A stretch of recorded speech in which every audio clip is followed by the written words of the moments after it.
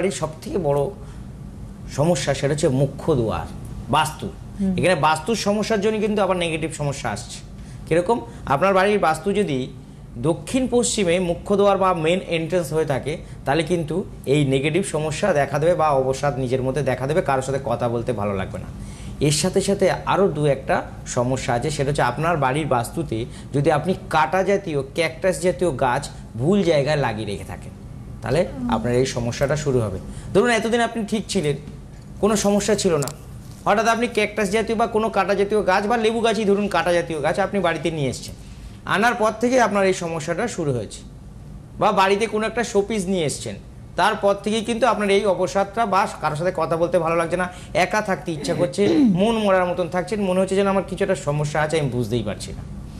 এই জিনিসগুলো আপনারা যদি ভুল করে এনে ভুল জায়গায় লাগিয়ে রাখেন, কাটা গাছও যদি ভুল জায়গায় মানে ক্যাকটাস গাছ আপনি ভুল করে যদি অনেকে টবে বেল গাছ লাগান, হ্যাঁ বেল গাছ লাগানো ভালো, কিন্তু বেল গাছ কোথায় রাখতে হবে?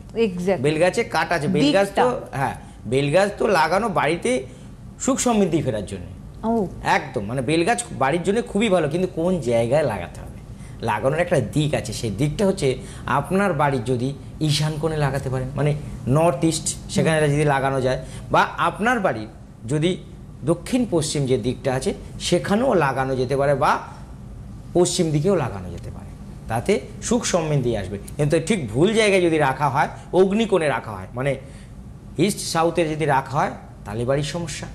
আচ্ছা, ক্যাকটাস গাছের বেলা সেই সমস্যাটা তাই আসবে। মানে আমরা বেসিক্যালি এটা কিন্তু করে থাকি দাদা, আমরা নরমালি যাদের হয়তো ছাদ বাগান আছে, অনেক সময় গাছ একবার করে পরিষ্কার পরিচ্ছন্ন করলো, টব তুলে এই দিক থেকে এদিক, এদিক থেকে এদিক আমরা করে থাকি নরমালি একদম, এবং সেটা হয়তো বা আমাদের চেঞ্জ ওভার হয়ে গেল, তারপর থেকেই হয়তো আসে। হ্যাঁ, যদি ক্যাকটাস গাছ আমার বাড়ির ছাদের পশ্চিম দিকে রাখি বা অগ্নিকোণ মানে ইস্ট সাউথে যদি রাখি অগ্নিকোণে, তাহলে কি হবে, বাড়ির সবার মধ্যে খিট খিট খিট খিট ভাবটা লেগে যাবে, মানে সবার মধ্যে সবার দ্বন্দ্ব লেগে যাবে, ঝগড়া লেগে যাবে, অশান্তি লেগে যাবে, কেউ কারোর কথা সহ্য হবে না।